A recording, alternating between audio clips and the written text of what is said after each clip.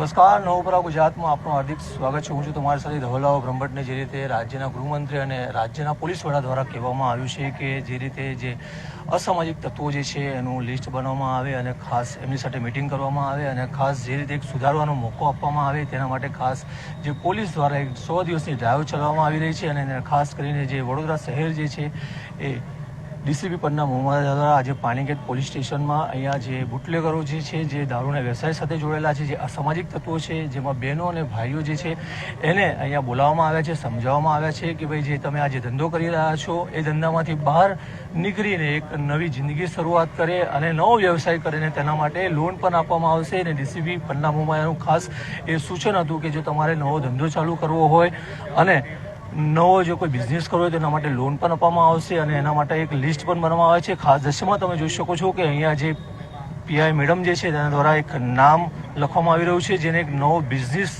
Develop કરવા માટે અને ખાસ જે આ વ્યવસાયમાંથી બહાર નીકળીને એક નવી એક જિંદગીની શરૂઆત થાય એના માટેના જે ખાસ ડીસીપી પન્ના મોહમ્મદ છે એના દ્વારા કરવામાં આવી છે. અને ઉલ્લેખનીય છે કે ગુજરાત રાજ્યના જે પોલીસ વડા છે એના દ્વારા ખાસ આ એક ડ્રાઈવ ચાલુ કરવામાં આવી છે અને જે રીતે સુધારવાનો એક મોકો મળી રહે તેના માટે પાણીગેટ પોલીસ સ્ટેશન ખાતે અહીંયા જે અસામાજિક તત્વો કે જે બુટલેગર કે જે રીતે દારૂના ધંધા સાથે જે સંકળાયેલા હોય તે લોકોને બોલાવવામાં આવ્યા છે અને સમજાવવામાં આવી રહ્યા છે કે ભાઈ તમને એક મોકો આપવામાં આવી રહ્યો છે.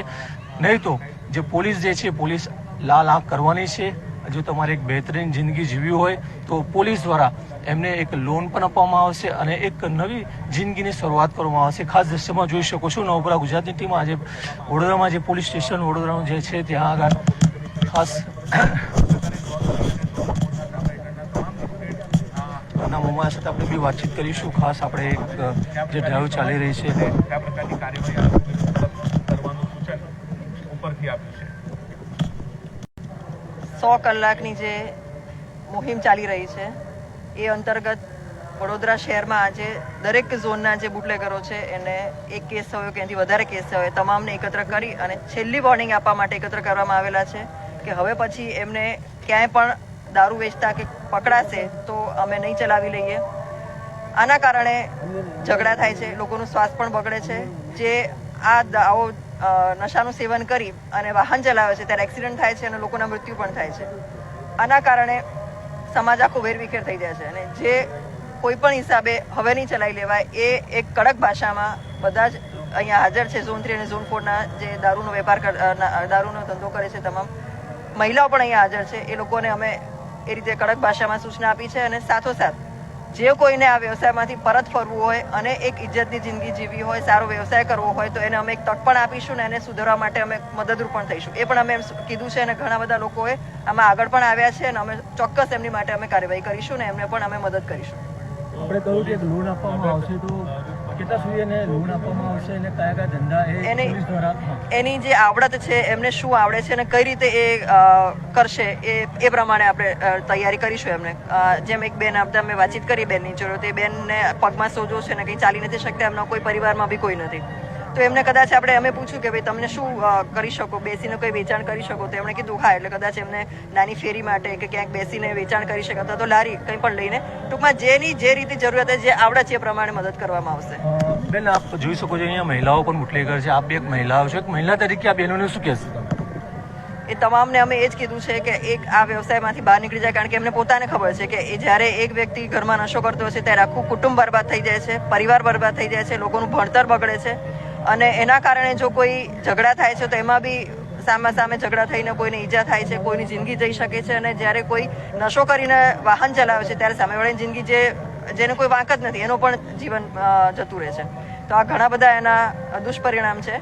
એ બાબતે એ લોકોને સમજણ આપવામાં આવી. શું લાગે છે બેન, આ લોકો સમજશે અને આ લોકો એમની જિંદગીનું આગળ સારી રીતે શું વિચારે છે? આ લોકો શું વિચારશે? આ લોકો હાલમાં તો અમે એમને કડકમાં કડક ભાષામાં આ વ્યવસાય છોડી દેવા માટે સૂચના આપી છે અને જે લોકો અમારી મદદની અપેક્ષા રાખે છે અમે એમને મદદ કરીએ બીજો સારો વ્યવસાય કરવા માટે, તો અમે ચોક્કસ એમને મદદ કરીશું. ખૂબ આભાર ડીસીપી પન્ના મોહમ્મદ, ઝોન 3. તમામ ચાર ઝોનને રાખીને આપણે રાખીને જે કામગીરી કરવામાં આવી રહી છે શું કહેશો? શહેરમાં કાયદો અને વ્યવસ્થાના પરિસ્થિતિને ઇમ્પેક્ટ કરતા જો કંઈ ક્રિમિનલ એન્ટી સોશિયલ એક્ટિવિટી છે એવા પ્રવૃત્તિને નિયંત્રણમાં લાવવા માટે શહેર પોલીસ એક્શન પ્લાન ઘડીને અને ઇમ્પ્લિમેન્ટેશન કરી રહ્યા છે.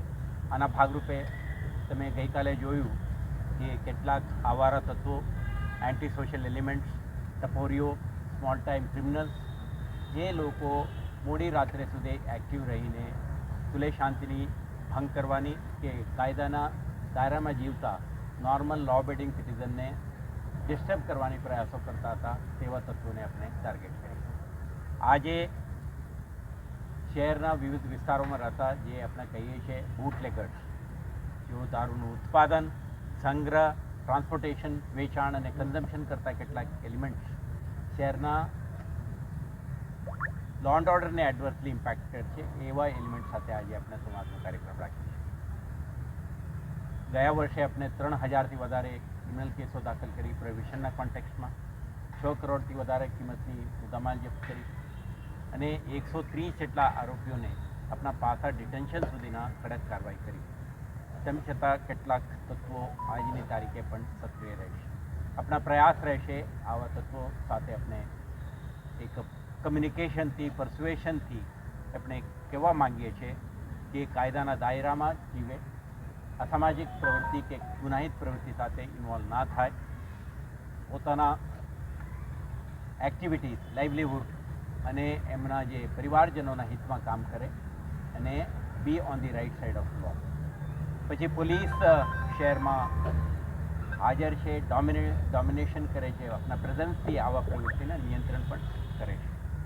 તો આપણે આ પણ પ્રયાસ રહેશે કે જે લોકો ગુનાહિત પ્રવૃત્તિથી બહાર આવવા માંગે એવા બહેનો જે બુટલેગિંગ સાથે ઇન્વોલ્વ છે કે પુરુષો જે ઇન્વોલ્વ છે, એમને કમ્યુનિટી પોલીસિંગના પ્રયાસોથી એમના પુનરુત્થાન માટે, સ્કિલ ડેવલપમેન્ટ માટે, આલ્ટરનેટ લાઇવલીહુડ ઓપ્શન આપવા માટેનો પણ આપણા પ્રયાસો કરીએ છીએ. તો આ બંને હેતુથી આજે આ કાર્યક્રમ રાખી છે. પરંતુ જે લોકો કાયદાના ઉલ્લંઘન કરે, પોતાના ક્રિમિનલ એન્ટી સોશિયલ એક્ટિવિટી ચાલુ રાખે, એવા તત્વો વિરુદ્ધ શહેર પોલીસ કડક કાર્યવાહી પણ કરશે.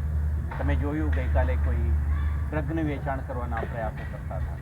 યુવા જનને એડવર્સલી ઇમ્પેક્ટ થાય એવા પ્રવૃત્તિ સાથે સંકળાયેલા લોકો સાથે આપણે કાર્યવાહી કરી અને 2 લોકોને અટક કરી, લગભગ 32 લાખ કિંમતની મુદ્દામાલ પણ જપ્ત કરી. તો આવા પ્રોએક્ટિવ લો એન્ફોર્સમેન્ટ એક્ટિવિટી શહેર પોલીસ ચાલુ રાખશે અને આપણે ફર્સ્ટ મેસેજ આપવા માંગીએ છીએ ક્રિમિનલ એલિમેન્ટ્સને, અસામાજિક તત્વોને કે be on the right side of law. પોલીસને તમે સંઘર્ષમાં ના આવો, કાયદાના સંઘર્ષમાં ના આવો અને કાયદાનો ભંગ કરીને જેલ જવાની નોબત ના આવે એટલું કાળજી રાખે એવું આપણે એમને અપીલ કરવા માંગીએ છીએ. જે પ્રકારે ઇલીગલ જે બાંધકામો હોય છે તેના પર પણ પોલીસ હવે એક્શન લેશે, એજન્સીને સાથે રાખશે. પોલીસ દ્વારા આપણે જે પ્રોપર્ટી ઓફેન્ડર, બોડી ઓફેન્સીસમાં સંડાવેલા લોકો, કેટલાક વ્યાજખોરો, કેટલાક પ્રકારના જમીન દબાવીને ક્રિમિનલ એક્ટિવિટીના માધ્યમથી પોતાના મિલકત વસાવેલ હોય એવા તત્વોને પણ આપણે ટાર્ગેટ કરવા માટે આપણે લિસ્ટ તૈયાર કરી છે. તો તબક્કાવાર જે કંઈ ક્રિમિનલ એક્ટિવિટી કરતા લોકો છે એમને જે રીતે ઇન્ડિપેન્ડન્ટલી અથવા વડોદરા મ્યુનિસિપલ કોર્પોરેશન, કલેક્ટર અને અન્ય વિભાગો સાથે સંકલનમાં રહીને કામ કરવાનું છે, આ આપણે તબક્કાવાર કરીશું. તો એવા પ્રવૃત્તિ કરનાર લોકો જાગે અને એવા પ્રવૃત્તિથી દૂર રહે એવું આપણા મેસેજ આપવા માંગીએ. Thank you sir, thank you very much. ખાસ અહીંયા ઉપસ્થિત હતા અને ખાસ તમે જોઈ શકો છો અહીંયા જે રીતે જે વડોદરા શહેરમાં જે રીતે બુટલેગરો અને મહિલા બુટલેગરો ખાસ દ્રશ્યમાં તમે જોઈ શકો છો અહીંયા પાણીગેટ પોલીસ સ્ટેશન દ્વારા અહીંયા ડીસીપી પન્ના મોમાયા દ્વારા આજે એક ડ્રાઈવ 100 દિવસની જે ડ્રાઈવ ચલાવે છે અને જે રીતે પાણીગેટ પોલીસ સ્ટેશનમાં અહીંયા જે રીતે જે જૂના કેસો જે બુટલેગરોના જે થયા હોય, જે દારૂ વેચતા હતા પકડાવે, એ બધાને અહીંયા બોલાવવામાં આવ્યા છે અને સમજાવવામાં આવ્યા છે કે જો તમારે એક નવી જિંદગીની શરૂઆત કરવી હોય તો ડીસીપી પન્ના મોમાયાનું કહેવું છે કે એમને એક લોન પણ અપાવશે અને ખાસ એક નવી જિંદગીની પણ એક શરૂઆત કરશે. એ ખાસ તમે દ્રશ્યોમાં જોઈ શકો છો કે અહીંયા એમને સમજાવવામાં પણ આવે છે કે આ જે ધંધો છે એ છોડી દે અને એક નવી જિંદગીની એક શરૂઆત કરે. દ્રશ્યમાં તમે જોઈ શકો છો અહીંયા ખાસ ડીસીપી ત્રણના જે પન્ના મોમાયા છે એ ઉપસ્થિત છે અને અહીંયા એમને સમજાવવામાં આવે છે.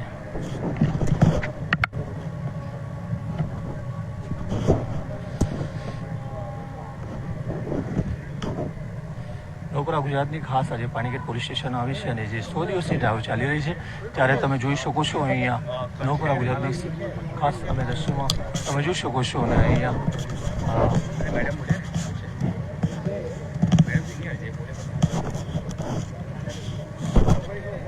એક નવી જિંદગીની શરૂઆત માટે એક ખાસ એમને કહેવામાં આવ્યું છે કે જો તમારે આ વ્યવસાય છોડવો હોય અને જો નવો વ્યવસાય કરવો હોય તો તમને એક લોનની પણ સગવડ કરવામાં આવશે અને ખાસ તમારા બાળકોનું એક ભવિષ્ય ઉજ્જવળ રહે એના માટે પણ એક તક છે. એટલે ડીસીપી પન્ના મોમાયુનું એક સ્પષ્ટ કહેવું છે કે આ બિઝનેસ તમે છોડી દો અને તમે એક નવી જિંદગીની શરૂઆત કરો. ખાસ દ્રશ્યમાં જોઈ શકો છો.